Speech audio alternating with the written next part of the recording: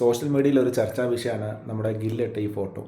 അഗാക്കർ പറഞ്ഞിരുന്നു ഗില്ലിന് പരിക്ക് പറ്റിയോണ്ട് മാത്രമാണ് സഞ്ജു ടീമിലിട്ടത് എന്ന്. സഞ്ജുവിൻ്റെ കപ്പിലെ പെർഫോമൻസ് ഇപ്പം അഗാക്കറിൻ്റെയും ഗില്ലിൻ്റെയും ഈ തേർഡ് ക്ലാസ് പൊളിറ്റിക്സിനെക്കാട്ടി മേലെയാണ് അവൻ്റെ പെർഫോമൻസ്. അപ്പോൾ സഞ്ജുവിൻ്റെ ഈ ഫോം ഒരുപാട് പേർക്ക് പണി കിട്ടിയ പോലെയാണ്. ഗില്ല്, പന്ത്, ജയ്സ്വാൾ, പിന്നെ നമ്മുടെ ജിതേഷ് ശർമ്മയും, ഈ 4 പേരെ 2020 ഭാവി ഏകദേശം തീരുമാനമായി.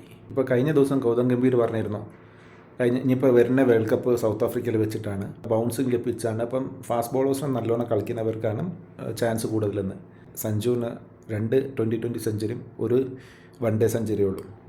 ഈ ഒരു പെർഫോമൻസ് വേറെ ഒരു ഇന്ത്യൻ പ്ലെയറിലും ഇപ്പം ഇല്ല. ഇപ്പം നിലവിൽ ഇന്ത്യൻ ടീമിന് നിങ്ങൾ ഈ ഗെയില് ഒക്കെ കോഹ്ലിനെ കണ്ടു പഠിക്കണം. കോഹ്ലിയാണ് റിയൽ പ്രൊഫഷണലിസം. നമ്മുടെ വേൾഡ് കപ്പ് അടിച്ച ശേഷം കോഹ്ലി സഞ്ജുവിനെ മാത്രം വെച്ചിട്ട് ഒരു പോസ്റ്റർ ഇട്ടിട്ടുള്ളൂ. അത് യഥാർത്ഥമായി അർഹിക്കുന്നവനാണ് സഞ്ജു.